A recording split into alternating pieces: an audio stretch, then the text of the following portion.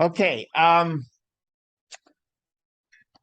I I shifted that homework back on partial derivatives back to Saturday. It was due tonight. So I think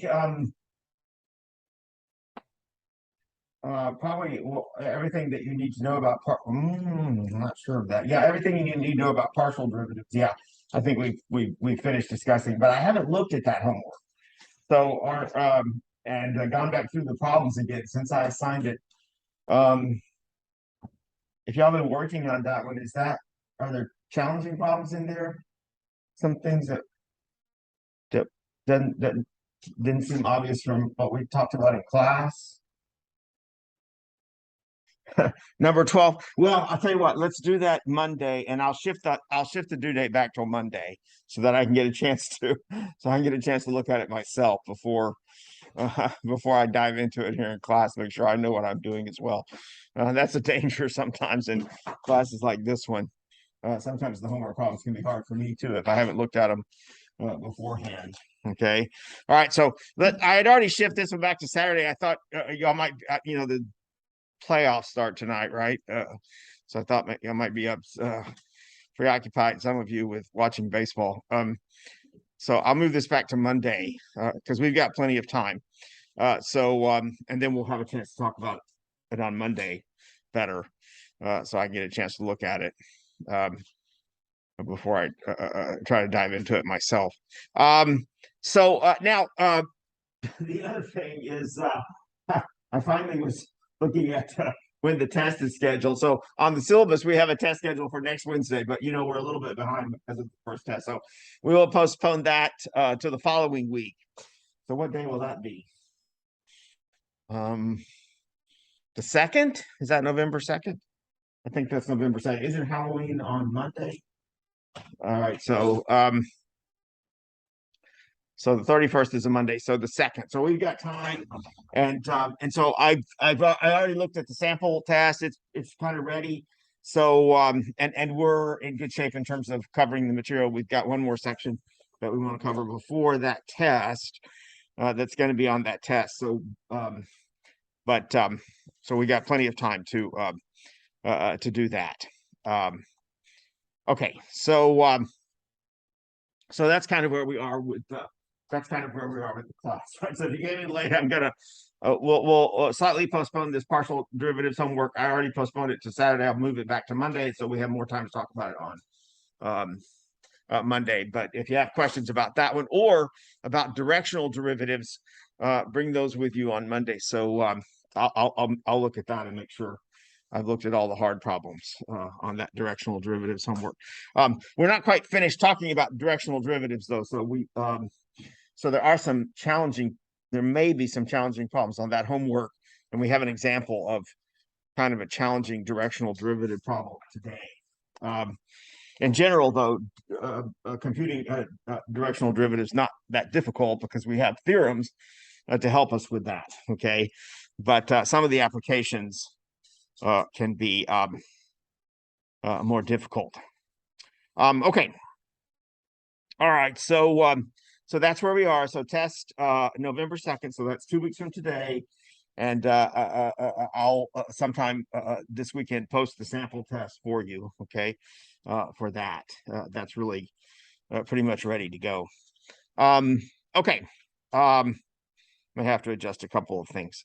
I put on the announcements here links to Wolfram Alpha, and then also this program that Alice asked me about last time, CalcPlot 3D, which is what I had used before to generate graphs that are in the notes. So I included a link to this, and we'll actually look at that today. We'll we'll graph a surface in this. It does lots of things, and it's easy to graph surfaces, but it's not. This is really not commercial software. Okay, so and I don't know if it's being maintained, so I'm a little bit suspicious of if it's being maintained properly, and it was funded through a government grant, but for teaching purposes, but probably when the grant ran out, maybe they stopped maintaining it. So because it seems to have quirks in it. But for basic just graphing of surfaces and lots of other things, actually it works pretty well. But if you start trying to dive in and do and mess with all the settings in it and do different and do more unusual things with it, it starts to, I think, not behave properly. Okay, so anyway, but we do have a link to it. We'll look at it in just a second, just to make an easy surface. Okay, so anyway, those links are on the announcements. All right, so since I'm ignoring your questions today, let's we can dive straight into the notes so we can see how far we can get. Notice I've got 3 sets of notes open here, so let's see how far we make it. This is finishing up the notes from last time on directional derivatives, and then here are applications of directional derivatives, which we'll get into, and then we'll see if we get into the subject of tangent planes, which is really the last thing we want to do before the test, which is very similar to tangent lines. It's the 3-dimensional analog of tangent lines in Calculus 1. All right, so let me switch to this notes. So remember, last time we were talking about directional derivatives. So that means how do you find the slope of a surface in a particular direction other than in the direction of the x-axis? Of course, that is the direction, right? But or also in other than in the direction of the y-axis, right? Okay, which is another direction. So if you just want to find the slope of a surface in an arbitrary direction, we learned how to do that last time, right? And we have this very nice theorem. Where is that? Theorem 13.9, right? That just spells out very clearly how you compute how you calculate, right, a directional derivative, right, or a slope, right? This is going to get slope in a particular direction. And remember, we specify a direction in terms of a vector. To use this formula properly, you want that vector to be a unit vector, but of course, you can really use any vector as a direction, and then if you just divide by the magnitude, right, you can turn that into a unit vector to use in this formula. But remember now, this is what's a little bit confusing, I think, maybe just a little bit confusing, is these direction vectors that we're talking about here in this section.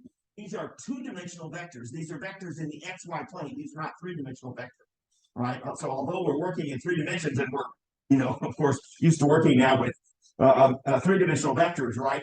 The vectors in this section are all vectors just in the xy plane. Let me explain why that is, right? So if you were confused about that last time, let me explain again, right? Okay, so we're going to go back to this example. This is a particular surface, but imagine that we're trying to find, say, the slope, right, from this particular point on this surface. This point 1, 2, 2 happens to be on this surface. We have the formula for this surface in the notes, and we're going to use it in just a moment, right? But before we look at that formula, just imagine you have this surface, and you've got this point on the surface, 1, 2, 2, right? Okay, so of course that's a point in 3 dimensions. And suppose we're trying to find the slope in this direction along the surface, right? But of course, using that theorem 13.9, we can go any direction along the surface, right, from this point. Let's just use this as an example, okay? And so we're looking for, again, the slope there coming up this direction along the surface from this point. It looks like that slope is positive, right? Because it appears that we're increasing, right, in this direction from this particular point. But remember, the way you're going to specify the direction that you're moving from this point, it looks like since we're moving along the surface, right, it looks like we're moving in 3 dimensions. So you're thinking, oh, I need to specify that direction as the 3-dimensional vector. But that's not how it works, right? Okay, because remember, this is a function of 2 variables. So the way we specify the direction, right, is how are we moving from this, in what direction are we moving from this input point, right? This is the input point, xy, or in this case, this is the point 1, 2, right, on the XY plane. Let me fill that in. This is the point 1, 2 on the XY plane, right? That when you plug it into this function, it gives you the Z value of 2, right? Remember, our two variable functions have this form, right? So our input is a point on the XY plane, and then our output is a Z value, right? Okay. And, the collection of those Z values, right, when you plot them, that's what gives you the surface. But to specify the direction, right, that we're moving along the surface, what we really specify is the direction that we're moving from this input, right? Does that make sense, David? Right? So we're moving some direction from this input. We're changing our XY inputs, right, in a certain direction. And of course, that's going to change our Z values as well, right? And that's going to cause us to move up the surface, right, in this case. Okay, so the directions that we indicate in this subject of directional derivatives, these are two-dimensional vectors, right, because we're moving through the inputs on the XY plane in a particular way, right? And then that changes, of course, our location on the surface as well. All right, so I just wanted to make that clear, why we keep referring to two-dimensional vectors, when we're really here moving in 3 dimensions, really, right? Okay. Right. Yeah. Okay. Exactly. So if you move along this vector, right, from this point, and you calculate all those outputs, right, of points along this vector in the XY plane, that's going to generate a curve, right, on this surface. As I said last time, think of that. Think of pointing a light down, right, parallel to the Z-axis. That curve will cast a shadow on the XY plane, right? And if you were pointing a flashlight right down, parallel to the Z-axis, right, you think of this curve as being solid, that will cast a shadow on the XY plane, and that shadow will correspond to this vector, right? Okay, well, that's hard to imagine, but that does give you a workout thinking of things in 3 dimensions, right? Okay. When y'all were kids, did you have to take these aptitude tests in school? They weren't related to the school material, but they were aptitude tests, and they would ask you sort of brain teaser questions, right? Yeah, and they were trying to figure out how smart you were or something, and what your IQ was, and they would ask you a lot of questions about reasoning in 3 dimensions, which I remember as being really difficult. So I probably didn't do well on those IQ tests. All right. Okay. Now let's get to a specific. Now let's get to a specific problem, right? Which is going to relate to this very graph. Okay. So I remember last time we were discussing this problem, right? What's the path of steepest ascent or descent, right, along this particular surface where you have z or f of xy equals y times the natural log of x plus xy, and we want to figure out what that path of steepest descent is, right, from these particular points. Okay, so the surface I just showed you is the surface I just showed you there, right, is is this function when you graph it in 3 dimensions. And of course, we were looking at this particular point. And also we were looking at this point 2, 0, 0 on the surface, on the surface of this function, right? When we graph it on the surface of this graph. So we were just imagining, right? Last time we were just imagining, oh, I think for this point, that's the point 1, 0, 0. That was one of the points that's mentioned. We thought, okay, I think the path of steepest ascent, or, if we go the other direction, it would be the path of steepest descent. I'm just imagining it on this,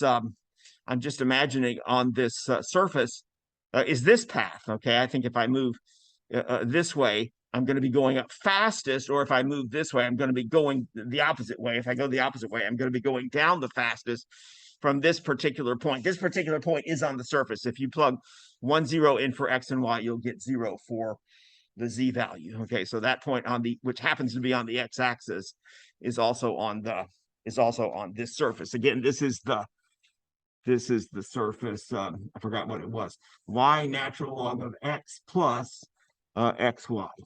Okay, so that crazy formula. But remember, so we're thinking, so how do I indicate the direction that I move from this point, right? So that I'm taking the path of steepest ascent, or vice versa, I'm taking the path of steepest descent, right? From this particular point. And again, the way you indicate that direction is using a two-dimensional vector, right? Okay, so what you're really indicating is, how do I move through my inputs in the xy plane, right? How do I move through my inputs in the xy plane so that the matching outputs be going up the fastest, right? Or perhaps going down the fastest as well, right? So you indicate a direction as a two-dimensional vector in the xy plane. And I was simply eyeballing this, okay? It looks like, it just looks like, right, that if I move in this direction on the xy plane, and I compute all the outputs for these points on the xy plane, I think that's going to give me this curve that I outlined right here, okay, on the surface. But I could be wrong. That was just visually. And I also thought from this point, right, this is the path of steepest ascent. So vice versa here, this would be steepest descent, okay? And so how do I move through the xy inputs, right, on the xy plane to generate this curve, right, this path of steepest ascent or descent?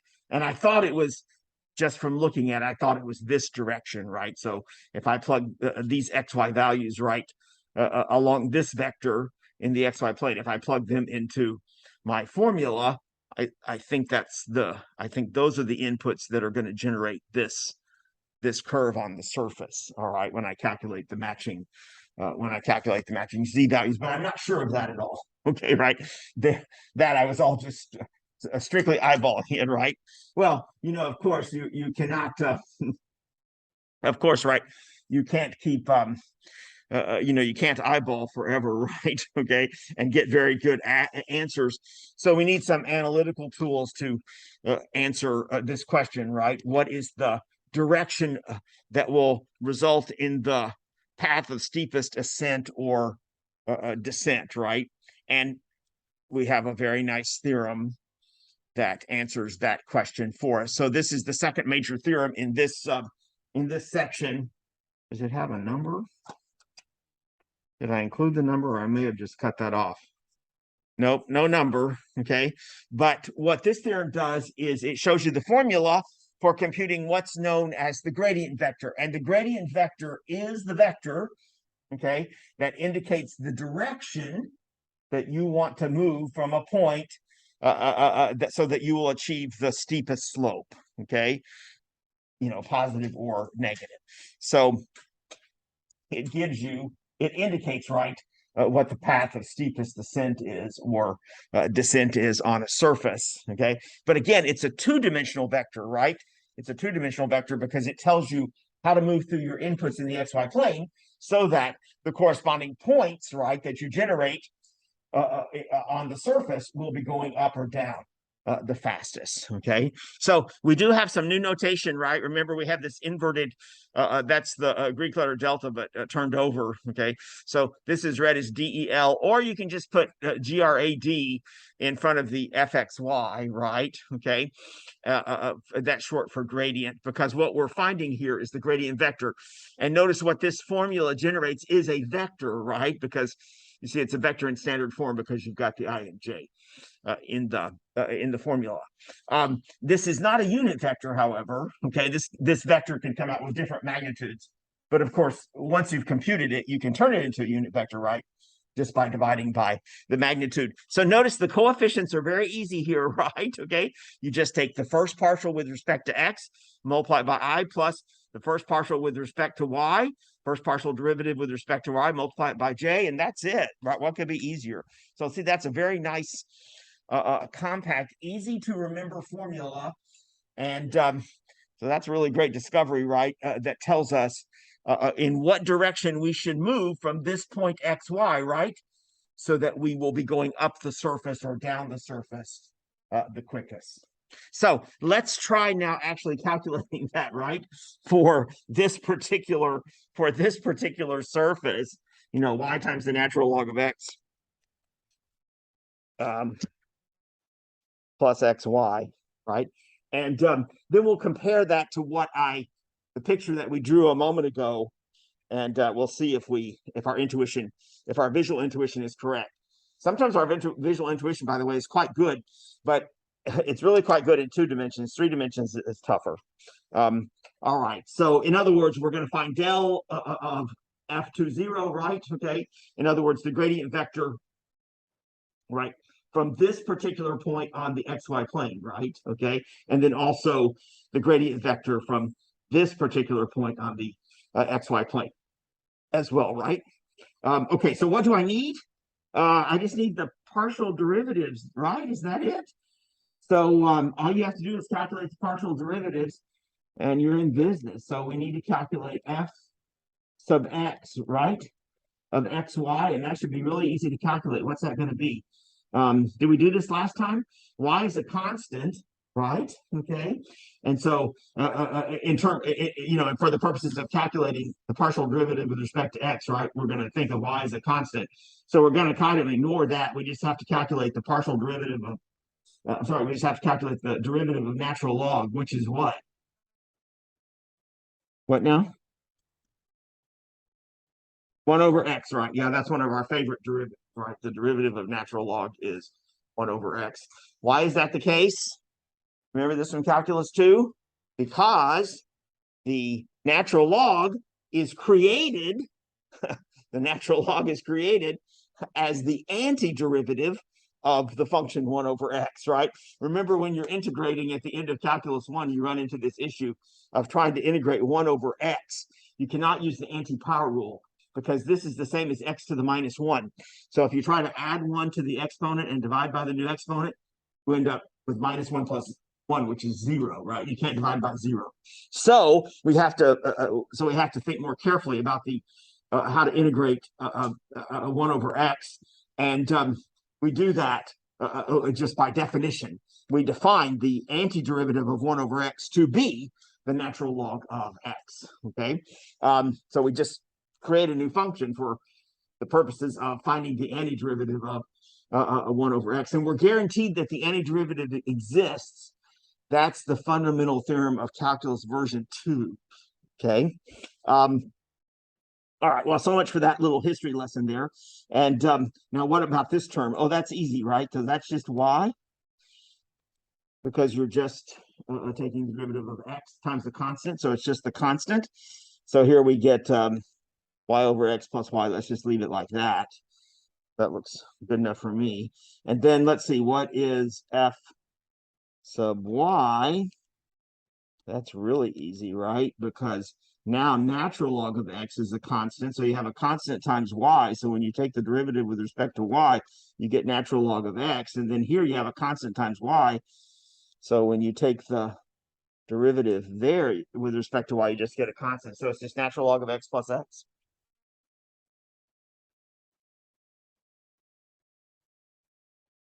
All right, so let's write these down now. We can just put them right in here, right? So del f20, right? The gradient vector at this particular input on the xy plane. Let's see, what is it? You have to take the 20, right? And plug that into your partial with respect to x, right? And then multiply that by I, and then plus the partial with respect to y evaluated at this point, 20, right? And multiply that by j. And let's see what happens then. You plug that in for into the first partial there. Let's see. You get what? 0 times 1 over 2 plus 0. Is that right? So that's all of that is 0 times I. Oh, nice. Okay. Plus, and then let's see, what's f sub y of 2, 0. Well, that's natural log of 2 plus 2, right? Times j. And oh, look what you get there. You get a strange number times j, but notice the I component has dropped out, right? So what does that vector look like?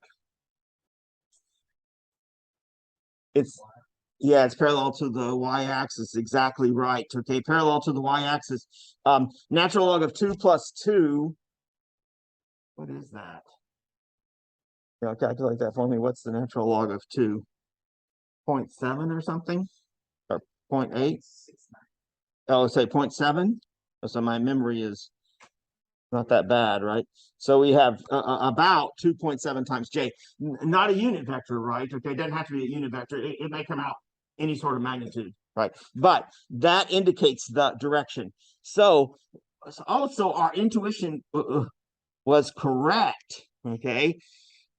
To take the maximum ascent or descent from this point on the surface, you will, from this point, you would start moving in the parallel to the y-axis, right? Okay, so this picture is accurate. Okay, all right. If you start moving parallel to the y-axis, you're going to be moving up the surface, at least from this point, in the fastest way, right? Okay.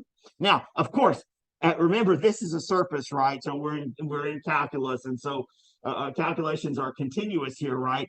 So remember, when you just shift a little bit, right? When you just shift a little bit over from this point along this vector, so you just shift a tiny amount. In fact, if you just shift an infinitesimal amount, right, along this vector away from this point, of course, what changes immediately? Probably the gradient changes, right? Okay. What this gradient vector describes is how to move from this point, right, to achieve maximum slope. But as soon as you've moved a little bit from this point, right, okay, the gradient vector might switch, right? Okay. So so if you really want to go up fastest on this surface, it may not be always traveling in this direction, right? Because every time you move, the direction of maximum ascent may wiggle a little bit, right? You understand what I'm saying?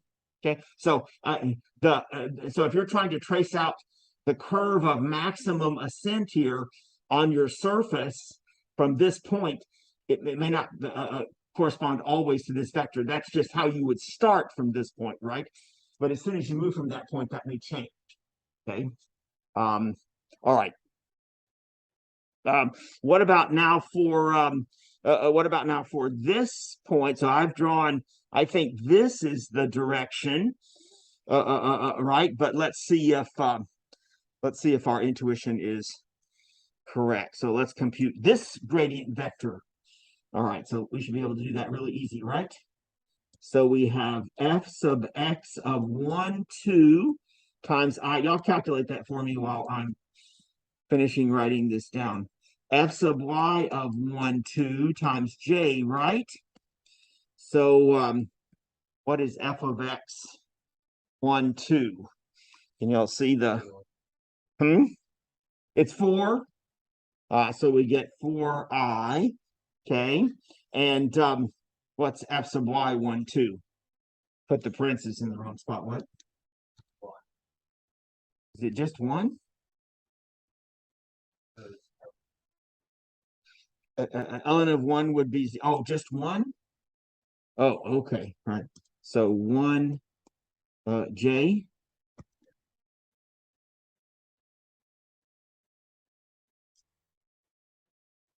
Ooh, so let's cut that down a little bit. Okay, so let's divide by let's try dividing by 4, for instance. Or so if I divide by both components by 4, I get same direction, right? So that would be what, I plus 1/4 j. That's another possible way of writing down the gradient vector. Okay. Or you can, if you wanted to, you could normalize this, right, by dividing by the magnitude, which is going to be something weird like square root of 17, right? So I didn't want to divide by the magnitude. I'm just trying to make this direction easier to graph. That's why I was saying let's lower the magnitude of this vector. So so I plus 1/4 j. So I plus 1/4 j. So how would we be moving from this point?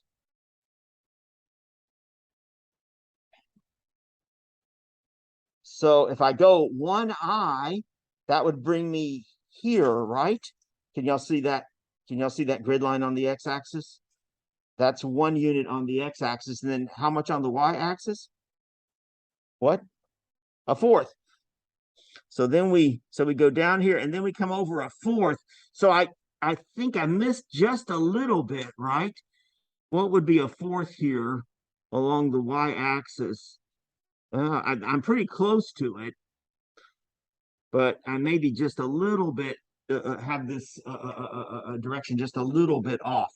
It's hard for me to fill in the right number there. But then you would come 1/4 on the y-axis, right, and fill that in. So that's actually pretty close. Do y'all see that? One x-axis, right, and then 1/4 on the y-axis. So this is probably closer to going a half on the y-axis, right? I probably should have stopped. All right, that's right.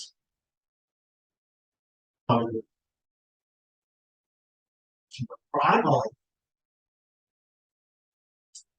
Of course, I did this example. So I really was eyeballing, but I probably had a little bit of. So that's probably why I. So I think that's really probably the right direction, something like that. Okay. What? Does it tell us anything?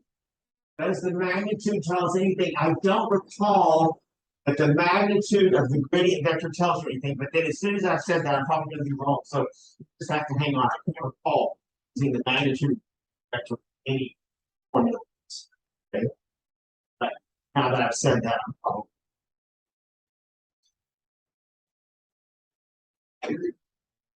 Okay.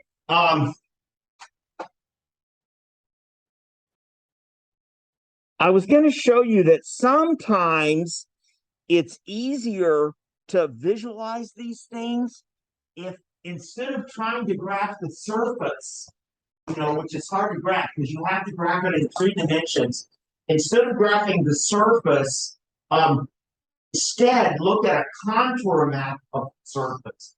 So remember how a contour map works, right?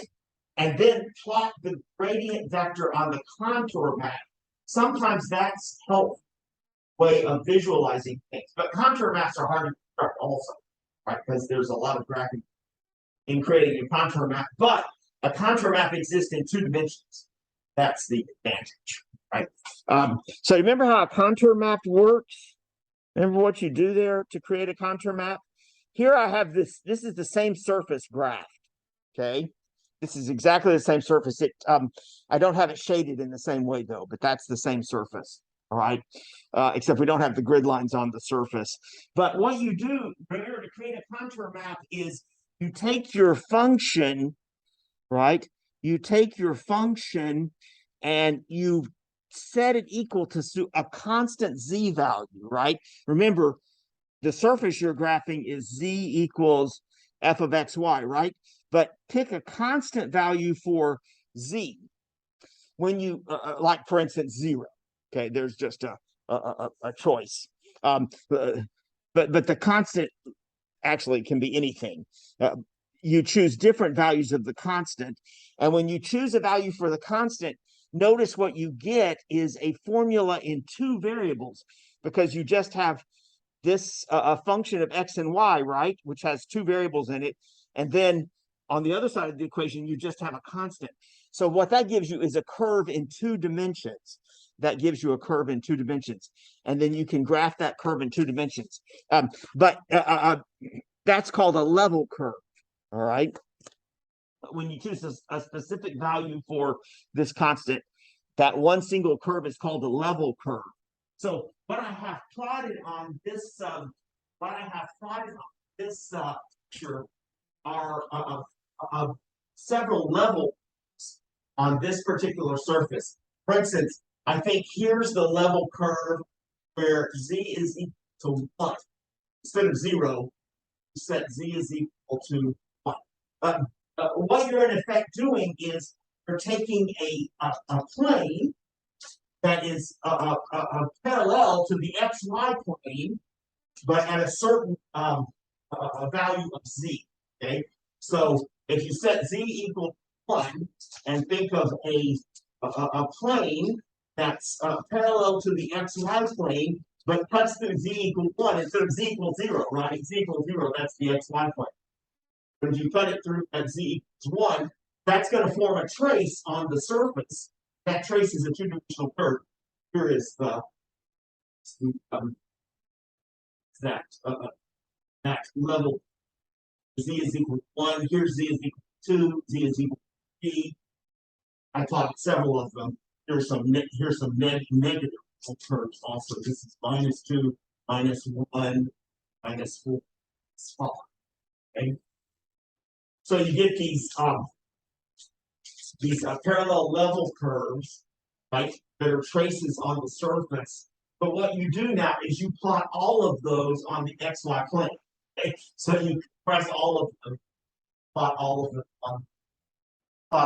on the xy plane, and that gives you what's called a contour map. So a contour map is we talked about this before, but that's a graph of several level curves all graphed on the xy plane. Let me show you a contour map of this surface. So there it is. Okay. So you just get a bunch of curves in the xy plane graph. Okay. Each one of those curves is a level curve that we generated by choosing different values for z. So here's the level curve for z equals 10, and so on and so forth. Notice they're labeled all here. Here's the level curve for z equals 1, for instance. All right. Remember, those are all really just traces on the surface where we've intersected a flat plane, right, with our surface and generated a trace, but we've just collapsed all of those traces onto just one xy plane. And then you can plot the gradient vectors. You can plot the gradient vectors on the xy plane, and that sometimes gives you a better idea of how you're moving, in what direction you're moving from a particular point to get maximum ascent or descent. Here's the point. There's the point 0, 2. Is that one of the points that we were dealing with a moment ago? I'm sorry, 2, 0, right?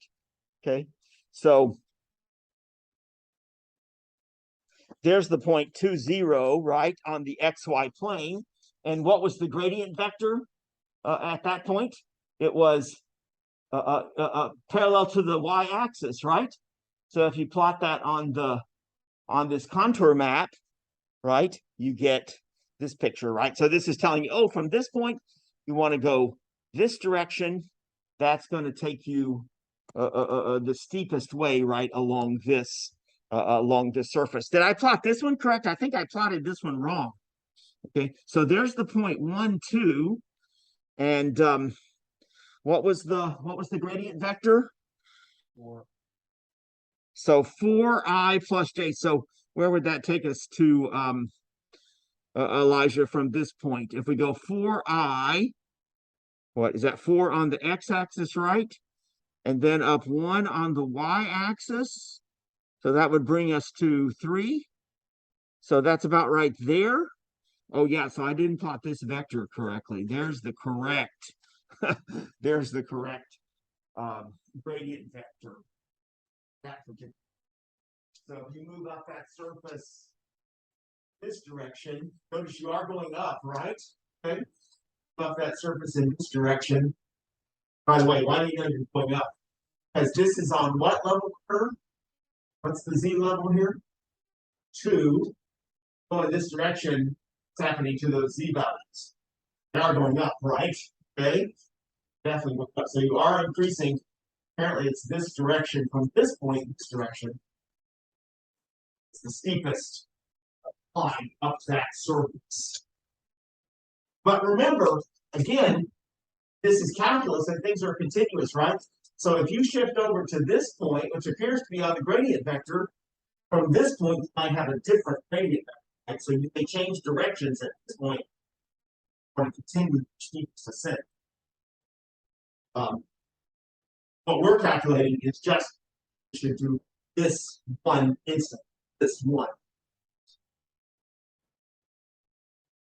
Oh, let's try plotting this surface now in Calc 3D. So let me see if I can find the it's Calc Plot 3D, right? Well, let me see if I can find that.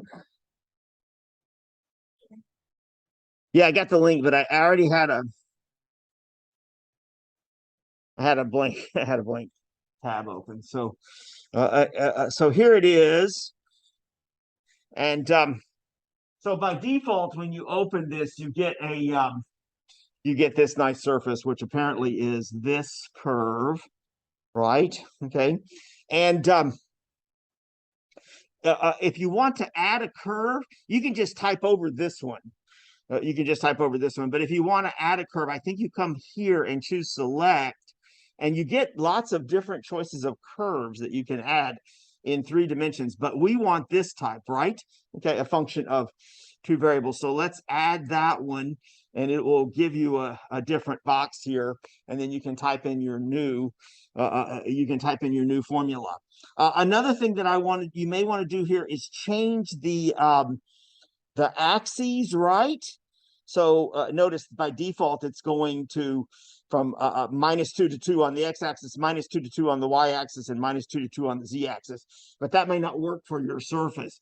So you can change that. I think this is where the settings are. So click on that, and let's try changing this. So let me click through, and if I can get the keyboard to come up. So let's try -5 to 5 on the x-axis, and let's try -5 to 5 on the y-axis, and on the z-axis, I don't know, let's do the same thing. So let's try -5 to 5 there. And then, you can change how your tick marks are spaced. The tick marks are the markings along the axis. So if you don't want to space those by 1, you can space them by 2 or by a smaller, right, things. Okay. So there are settings you can set here. Right. So notice that did change that picture, right? But that's not what I want to graph. I think if you click on this again, it'll close it. And now let's change our formula here.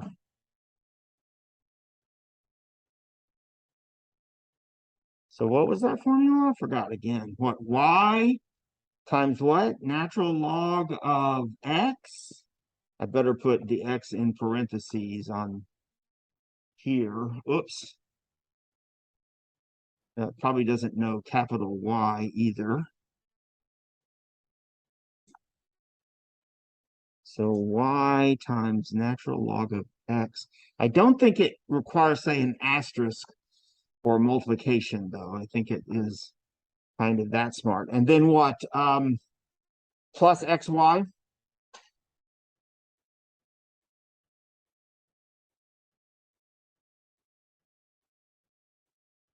Ah, there it is. Okay.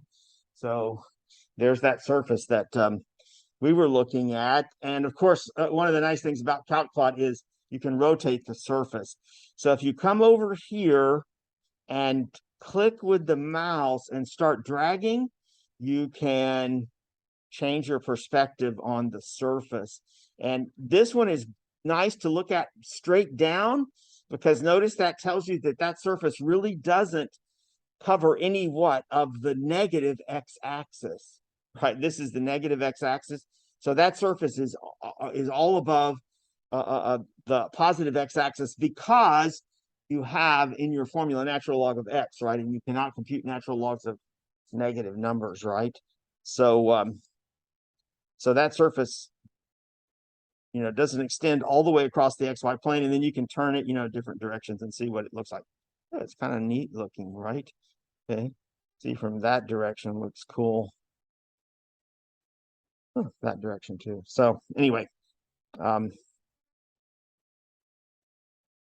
that's calc-plot. Now, if you click here, you can do contour maps, okay?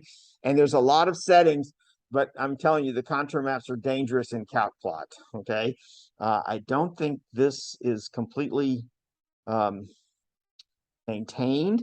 So if you start doing contour maps, it will work, but then it's difficult from that point on to graph anything else. Okay, so but this is contour maps, and they look nice, but be prepared that once you've done the contour map, you're probably not going to be able to do anything else, and you'll probably have to reset the app. Here's how you reset the app, by the way, is with this button up here. This will reset everything. Okay, all right. So, and there are lots of elements you can insert here. You can insert vectors and all sorts of different types of creatures into your picture. Not sure how helpful that is, but it is nice for just getting surfaces, just plain surfaces. Okay. All right, now we're going to take our knowledge and we're going to apply it here, okay, to a little bit harder problem and also a more interesting problem. All right, so let's make it a little bit less abstract. All right, so so here's the situation. So it says the temperature in hundreds of degrees Celsius on the surface of a metal plate that's protecting the exterior of a spaceship, which maybe is entering the atmosphere. All right, and so those plates tend to get hot, correct? So this plate is going to heat up, and of course the purpose of the plate is to protect the interior, right, of the spaceship from this heat, right? This generate when you are re-entering. But anyway, when you're going through the atmosphere, right? It's a friction. All right, so X and Y are measured in centimeters from the center of the plate. Okay, so X and Y are measured in centimeters from the center of the plate. So you can sort of think of this plate as having an XY plane superimposed on it, right? Or you can think of the plate as being the XY plane, because the plate's probably going to be kind of flat, right? All right. So, but unfortunately for the astronaut, something bad has happened. A fatal crack has begun forming in the plate, okay, at this particular point. All right, 2 minus 3. All right, and it follows the direction of maximum temperature increase. So the crack is going to begin at this point, right? The crack is going to begin at this point, but then the crack is going to get longer, and it's going to get longer in the direction of the maximum temperature increase along that plate. So see, this formula gives you the temperature at various locations on the plate. It's not uniform. The temperature on the plate is not uniform all the way across the plate.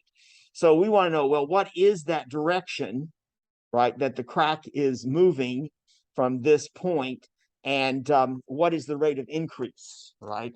So what's the slope of that curve at that point? Right. So, but by the way, this is not the rate of yes, this is the rate of increase in the temperature, right? Okay, in the direction of maximum increase. All right. So now I didn't use a calc plot here. This is using Wolfram Alpha. Here's a picture of this function, but keep in mind this isn't a picture of the plate, right? Okay, this is a picture of the function. The plate we think of as being the XY plane here, right? Okay, it's a flat plate, but there are temperatures, different temperatures along the plate, right? And they're graphed in this graph. Okay, so you can see that it looks like right at the center of the plate is where the temperature is highest, right? Okay, right at the center of the plate is where the temperature is the highest. This is a quadratic surface, isn't it? What kind of quadratic surface is that? What kind of thing is that? Yeah, as a surface, though. What is it there, Elijah? So you'd have to look in your catalog there, right? Okay, and see if you can figure out what sort of surface that is. All right, paraboloid maybe, or hyperboloid, something like that, right? That's not important. I'm just trying to. I just was wondering about that, right? Okay. So remember, you have z equals, and then some x squared, y squared terms, right? Okay. Now I did make so that we're not dealing with 3 dimensions here, which is troublesome to keep graphing. I turned this into a 2-dimensional problem. Here's a contour map, but this is made using Wolfram Alpha. So here's a contour map of that. There's a contour map of that surface. So on that surface, of course, right, when you make level curves on this surface, right, remember, you're going to be cutting through the surface like this, right? Flat plane. So cutting through this surface, the flat plane that's parallel to the XY plane, and then you take the trace of that intersection, right? Okay. And of course, what you're going to get, you can easily visualize that, right? Cut through that surface with flat plane, you're going to get these oval shapes, right? Okay, so these are ellipses, or maybe they're actually even circles. Okay, right? So contours here are circles. And these contours are going to correspond to bigger z values, right? As this surface is getting larger, it's getting higher. Right? So as you go in on this contour map, z values that would be used to create these level curves, z values are going up, but Wolfram doesn't label. So, but I like the coloring. So there's the picture, and of course there's our point. If I can find my mouse, there's the point 2 minus 3, right? Okay, on the XY plane. So it's on that particular level curve. You can calculate what that level curve would be, right? By plugging 2 minus 3 into the formula. Oh, let's do that. So what level curve is that? That would be z equals, what's f of 2 minus 3 in this formula? What's our formula? Minus 4x squared minus y squared. So we have here 25 minus 4 times 2 squared. That's the x squared, right? And then was it minus y squared? So it would be minus a minus 3 squared. So we would get 25. What's this? Minus 16 minus 9. Is that 0?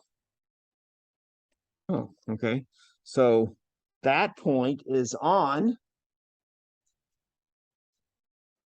the 0 level curve. Is that what we see down here? Oh, yeah. Okay. Sure is, right? That point is on the 0 level curve. Remember, we're in outer space, right? So so it wouldn't be unusual to have 0 degrees centigrade, right? Okay, as a temperature. All right. Now, so again, what we're trying to figure out though is what direction, right, is that from this point where the crack starts, right? In what direction is that crack going to go from this point? Because it's going in the direction of the maximum temperature increase, right? Remember, what you're graphing here on the surfaces are the temperatures. So in other words, what we're looking for is the direction of maximum ascent from this point, right, on this surface. So we're just looking for, in other words, the gradient vector, right? So this is really just a gradient vector problem. This is really just a gradient vector problem in disguise. All right. All right. So let's see if we can calculate the gradient vector from this particular point, right? So remember, what's our notation for that there? That is this, correct? Okay. Of f of xy, right? But in this case, here's our xy, right? It's 2 minus 3. All right, so what do we need to know? Not much, right? We need what? The partial derivative with respect to x, what? Evaluated at 2 minus 3, correct? And that's what's multiplied by I plus the partial derivative with respect to y, right? Evaluated at 2 minus 3, and that's what's multiplied by j. Okay. Well, that means we've got to calculate the partial derivative. So let's back up a little bit here, and so we can see our formula. And there's our formula, right? So let's calculate those partial derivatives. So what's f sub x of xy? Well, that should be easy, right? This is a constant. This is a constant when we're calculating the partial derivative with respect to x, right? So the only term that we're really dealing with is this one. And that's the derivative of that is what, minus 8x? Oh, so okay, zero, right? And what about the partial derivative with respect to y? Let's see. Well, this is a constant still, of course, right? Now this is a constant, so when we differentiate those, of course, we get 0. So it's really only that third term we're going to differentiate, and that is minus 2y, correct? When we take the derivative. Oh, so we get these very nice, simple partial derivatives. And now we just have to plug in our values, right? Let's see, what was that point now? 2 minus 3. So when you plug that into the partial derivative with respect to x, only the 2 is going in, right? So you get what, minus 16? And then here, the partial derivative with respect to y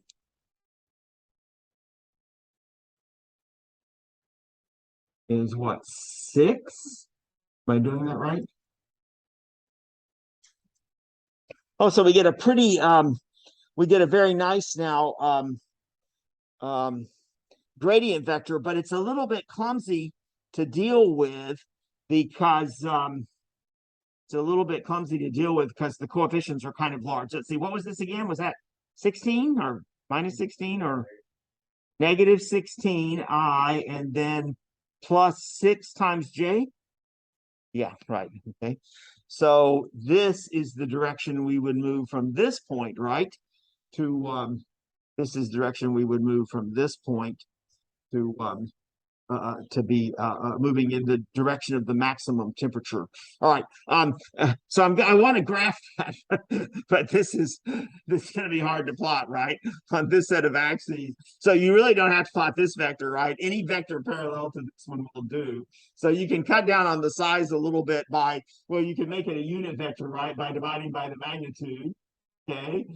But that's going to be kind of a large magnitude. So so let's do something easier. What else would y'all like to, what else can we divide by here to make this a little bit easier to deal with? Divide by 2, okay? So that would give us a minus 8i plus 3j. Think we can do that one? I don't think I can even get that one on here, right? Okay. Let's try something else. Divide by 6. Okay. All right. Okay. I was going to suggest maybe 8. All right. But just because that would make this a whole number. All right. So let's try dividing by 8. Okay. 6 is fine, Robert. Okay. But I don't want to end up with two fractions there to have to plot. So let's divide by 8. So that would give me what? Minus 2i plus what? 6 over 8? 3/4. So we can plot that vector. That vector is parallel to this one, right? And so that would indicate at least that would indicate the direction. So from this point, let's see, I'm going to go what? Down 2. So that would take me back to the x-axis, right? Okay. And then what? Up 3/4. So maybe up to here. There we go. So that's the direction we want to move in from this point. Now, one thing I want to point out to you that you can already see clearly from this picture, all right? Notice that the vector, this vector, the gradient vector, it is going to be perpendicular to the level curve, all right? So the level curve that contains this point, all right? Okay, the level curve that contains this point, the gradient vector is going to be perpendicular to that, right? Now, when I say perpendicular, of course, we're using, terminology from lines. What we mean is the line, right? Okay, through this point, right, that corresponds to this gradient vector is perpendicular to the tangent line to the level curve, right? The tangent line to the okay, because the curve is not perpendicular to anything, right? It's a curve, but the this vector is perpendicular to this, or the line defined by this vector is perpendicular to the tangent line at this point. You can see that visually, and if you see enough examples, you would start being suspicious that that's always the case, and it is always the case. All right, so there's gonna be a theorem to that effect here in just a moment.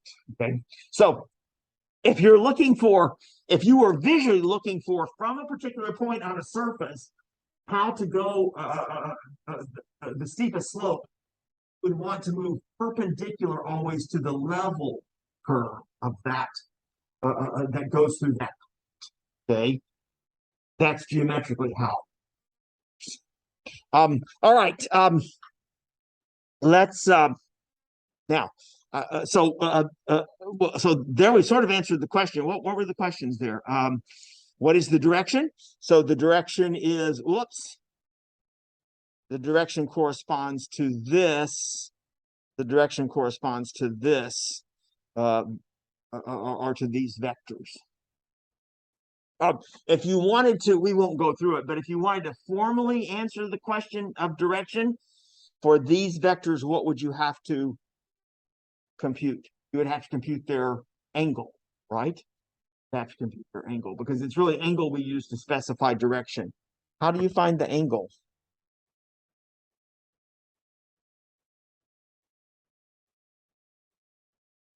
Right. Yeah, we have a formula for that, right? Okay.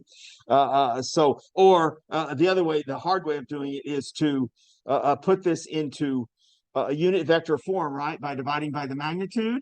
And then this first coefficient would be the cosine of that angle, right? And this second coefficient would be the sine of that angle.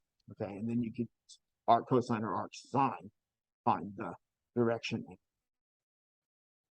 The second thing that's asked there, but once you know the gradient vector, then you know direction. Okay.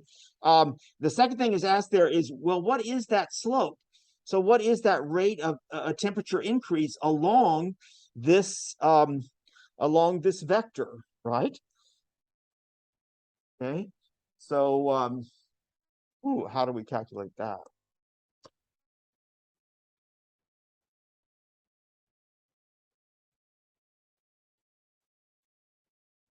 So what are we really asking for there?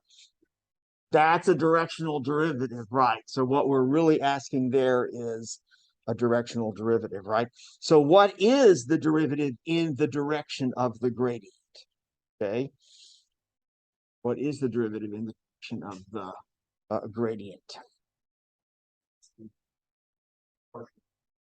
That's right. So you use the partial derivative, right? What's our notation for that directional derivative?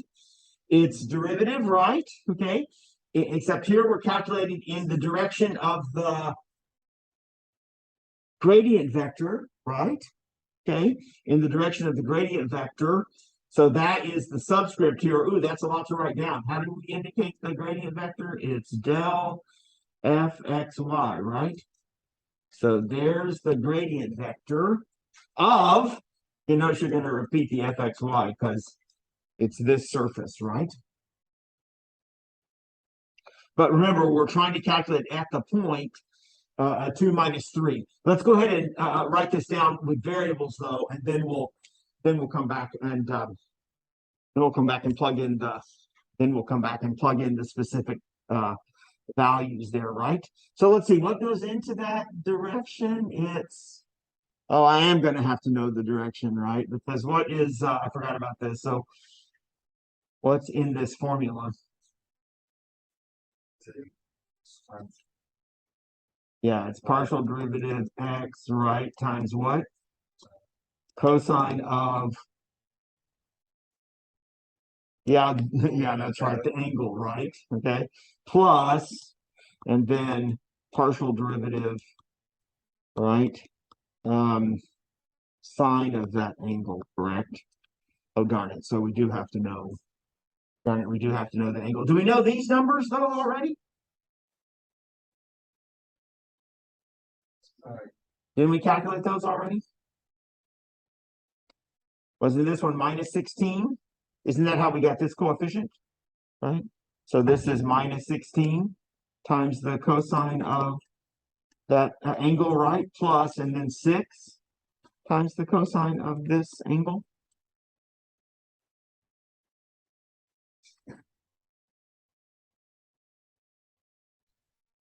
All right, now, so how do we find, I'm sorry, sine of this angle? How do we find how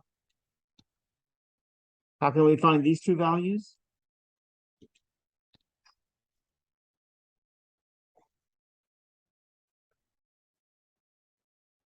So take your gradient vector and do what?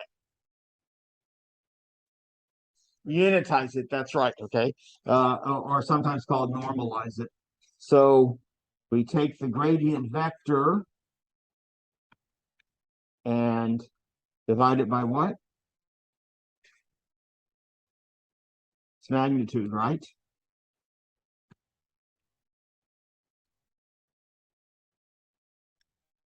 Oh, so, oops, now I'm going to have to calculate the magnitude here. I forgot about that.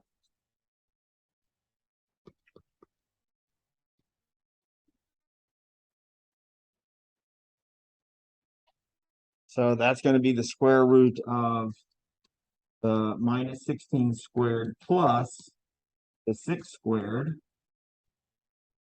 So that's the square root of 256 plus 36, which is the square root of 292. About what is that? About what is that approximately? What now? 17.09. Okay. And then now divide both of these, right, by 17.09. So we have minus 16 over 17.09 I plus 6 over approximately 17.09 times J. And can y'all tell me about what those coefficients are? So this is close to -1, right? But what is it exactly?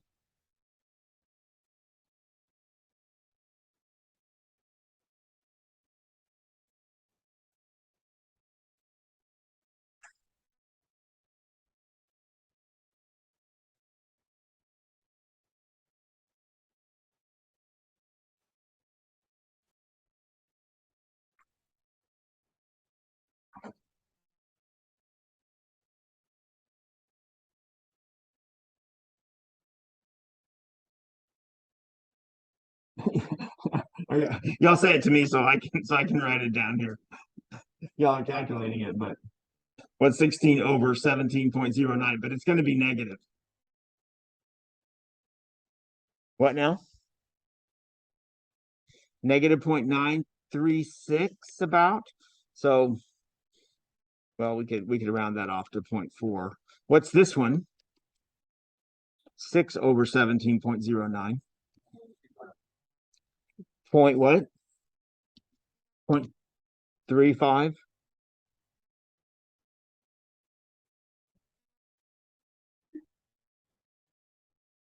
So we ended up having to do that anyway. There's the gradient vector in unit form.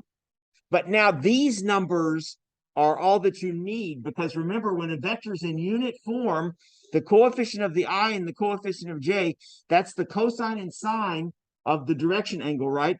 Which is exactly what we need in here. So if you plug those in, you get minus 16 times minus 0.936, because that is the cosine of the direction. And then plus 6 times the 0.35, right? Because that's the sine of the direction angle. And then just calculate those, and what does that turn out to be? Now plug those into your calculator for me.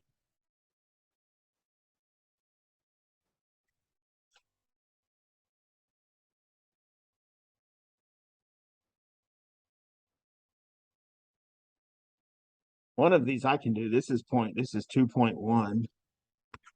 Not sure what that one is though. That's minus 16 times 0.936. 14 what?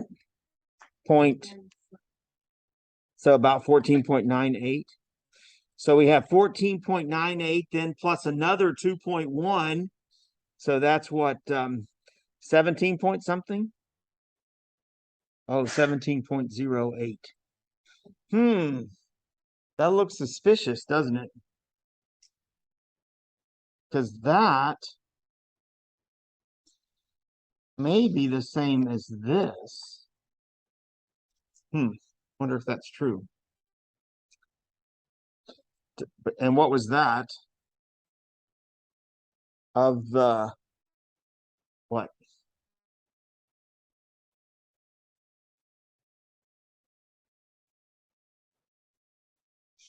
The gradient? Yeah, that looks like that could be the magnitude of the gradient. So I wonder if that's true. The magnitude of the gradient, is that the slope in the direction? Direction to bound it in a short vector, actual shorter vector should steep. Oh no. Or if you look at projection. Oh, if you're looking at the projection, it's actually magnitude greater. Less. oh, so I'm gonna have to remember, if this is one of our upcoming theorems, that the magnitude of the magnitude of the gradient vector is that the rate of increase, is that the slope from the point, right? Okay, in the gradient vector direction. Okay, so it turns out to be 7 in any event, right? We've answered our question. So there's the rate of increase from this particular point. That temperature is increasing, right? When you go, at least from this point, when you go 1 unit in this direction, the temperature is going up by 17.8 centigrade, right? Okay. Now, I have a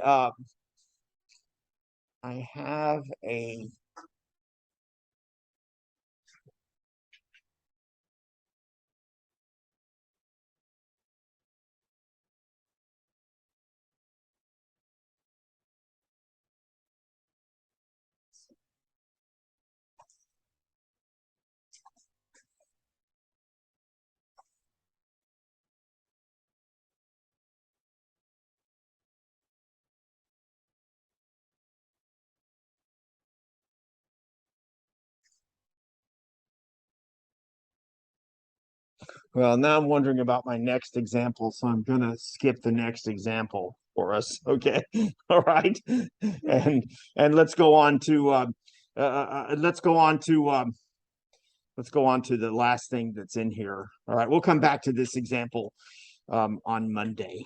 Okay, so this is what I had already mentioned. All right, before. All right, so this theorem, which does have a number on it, this is in the book's numbering. This is 13.12. Okay, the question I was gonna in this example, the question I wanted to ask is so the path starts at the so you know the direction. The crack starts at that point, right? The 2 minus 3 point. So that's where the crack starts. But then the crack is going to continue forming, right? All right. The crack is going to continue forming. And what we want to know is what's the shape of the crack? All right. So what is the shape of the crack? What curve does the crack create as it continues getting longer and longer? That's the question that we wanted to answer. So what is this crack going to end up looking like? So you know it starts here, right, and goes in this direction, okay? But and it's going to continue going in the path of the maximum temperature increase, but that may not be as you remember, as you change points, that direction of increase is going to shift, right? Okay. What does your intuition say, by the way? Where's the crack going to end up eventually? At the center, right? Because that's where the temperature is maximum, right? Okay. So you have a feeling that the crack is eventually going to get to here, right? Okay. All right. But, and it starts off in this direction, but what does the crack end up looking like? It's got to end up at this point, starts off in this direction. So it can't continue going in this direction, right? Okay. It's going to end up in the center. So what does that crack end up looking like? You know, is it like this, or what is it? You know, how does it get up to the, how does it actually get up to the center? That's the question we want to answer. But I'm going to come back to that next time because I want to make sure I'm going to double check my. Let me make sure I double check my my calculations here, so I'm not doing this wrong. So let's take a simpler problem, okay, which we can solve immediately from this. We can solve this. So what this theorem says, if you boil all that down, is what I already mentioned. It says the gradient vector is perpendicular to the level curve at a particular. So you're wondering what the gradient vector at a point on a surface looks like. It's going to be perpendicular level curve through that surface. By the way, here's the, that always is going to be the equation for the level curve through a particular point. Remember, this is a formula involving x and y, right? And this is a z value, right? Computed on the, this is a z value computed on the surface. Let's apply that theorem to this particular example. So first it says, sketch the level curve for this surface, y minus sine of x, all right? When c is equal to 0, right? So sketch a level, going to set the b to 0 and graph this formula, right, to see what the level is like. Z equals 0. So that's intersects with when z equals 0, that means you're in the xy plane. What is the level of xy plane? And then we want to find the normal vector at this particular surface. That point on that surface, by the way, let's check that. So if you plug x in, pi over 3 in for x, right? Sine of pi over t squared root of 3 over 2, right? And subtracting this from the square root of 2. So you get 0. Oh, so this point is, so at this point, that surface does intersect with this plane. Okay. So, let me draw. I'm going to show you a picture of this surface. I have it rotated in a particular way though, so you can see it better. So there's what that surface looks like. Notice you've got this nice undulating surface, which is what you'd expect, right? Because that formula involves sine of x, right? So the surface like that.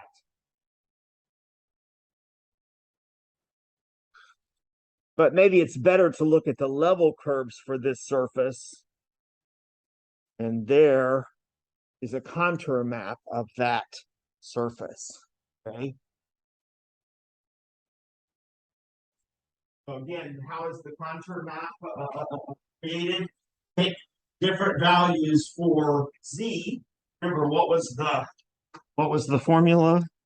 It was z equals to y minus sine of x, right? So we picked different values for z, and we plotted those curves. Those curves will be two-dimensional curves in the xy plane. So here we picked different values for z, plug those into the formula, and then plotted the corresponding graph. Of course, it's going to involve sine curve, right? So you get a bunch of sine curves here. Actually, when you set z to be 0, which is what it was suggested in the problem, when you set z to be 0, you get 0 is equal to y minus the sine of x, and that's probably better known as sine x, right? That's y equal to sine of x. So that's just a graph of the sine curve. Oh, so the level curve when z is 0 is just the sine curve. Here it is. So there's the level curve when z is 0. You just get the sine curve, and that happens to go through this point, pi over 3 square root of 3 over 2, which is the point that we were asked about. And what we were asked for is what? What is the what were we asked for? What is the gradient vector there? Well, I think the way the question was asked is, what is the normal vector to this level curve? In other words, what's the perpendicular vector to this level curve at this particular point? So if you draw that, it's going to look like this, right? I mean, I'm just eyeballing it. Does that look like does that vector look perpendicular to this? Does that vector look perpendicular to this curve? Yeah, I think so, right? Okay, at that particular point. But that normal vector, that perpendicular vector, is the same as what? That's the gradient, right? Yeah. So what we're really being asked for is, what is the gradient vector at this point? Okay, on this surface, what's the gradient vector? So it's just a gradient vector problem in disguise. All right, let's see if we can do that. All right, so we want to find the gradient vector for this function at this point, which was what? Square root of 3 over, no, pi over 3, square root of pi over 3, and then square root of 3 over 2. So pi over 3, square root of 3 over 2.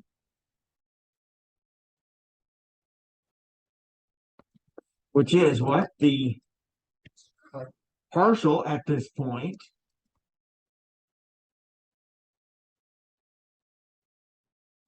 Right? Times I plus partial at this point.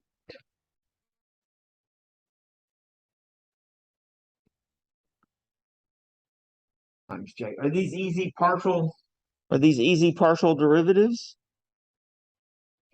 There's our original formula, right? So what's the partial derivative here? What's the partial derivative? Let me make sure I use the right notation. So what's the partial derivative with respect to x of that formula? Is that minus the cosine of x?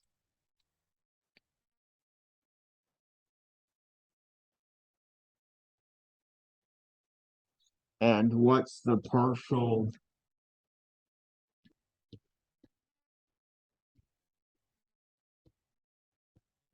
with respect to y? That's really easy. What's that, 1? As this becomes a constant. So the partial derivative with respect to y is also a constant. It's just 1. Oh, so when we plug those values in, it looks like this is going to be 1 no matter what the point you're at, right? Times j, and then this was what? Minus the cosine of x, but the x here is pi over 3. So minus the cosine of pi over 3 times I. Well, what's the cosine of pi over 3? Is that 1/2? So we get minus 1/2 I plus j. Oh, so we get nice. A really nice gradient vector there. Does that look like that picture? Was I eyeballing it right? Let's see. Minus 1/2 I. So go minus 1/2 on the x-axis from here, right? So minus 1/2 on the x-axis, and then up 1. Oh, yep. Okay. I think that brings me pretty close to that vector that I drew. Okay. See, from this point, go minus 1/2 on the x-axis, up 1 on the y-axis. That's going to bring you about right there. Yeah. Okay. So eyeball that pretty nicely. Is the surface increasing then? That direction? See, what's the z value at this point? It's 0, right? And if you go in this direction, looks like the z values are increasing. This level, z, that level, other z, so this direction. Okay, so see this direction of maximal descent, values are.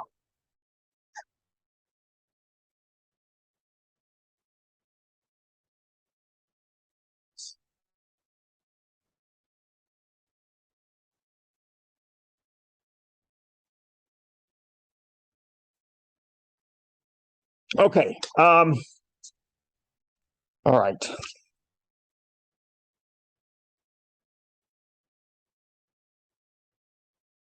Let's stop there. We'll take an early break today. All right. So let's quit there. Yes.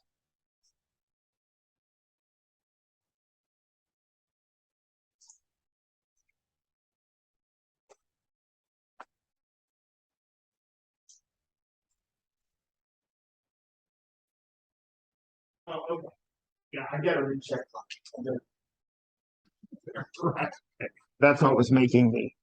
That's what was making me nervous because I wasn't getting what I was expecting on the previous examples. Okay.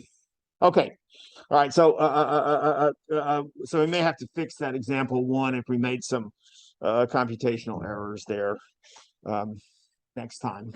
All right. Okay. So you know what due Monday, right? That's your partial derivative homework, correct? Okay. And we're going to continue then next time by fixing these examples, and then the first example, the first application, if I mess that one up, and then we're going to talk about tangent planes, okay? And tangent planes, since they're very similar to tangent lines, conceptually you'll find this easy, okay? Except you're computing you're computing equations for planes. Of course, that's worse than equations for lines. So there's more calculations, but conceptually it's easy to do. All right. Okay. So I'll see y'all on Monday. I never passed out the roll. Take the roll, sign the roll before you.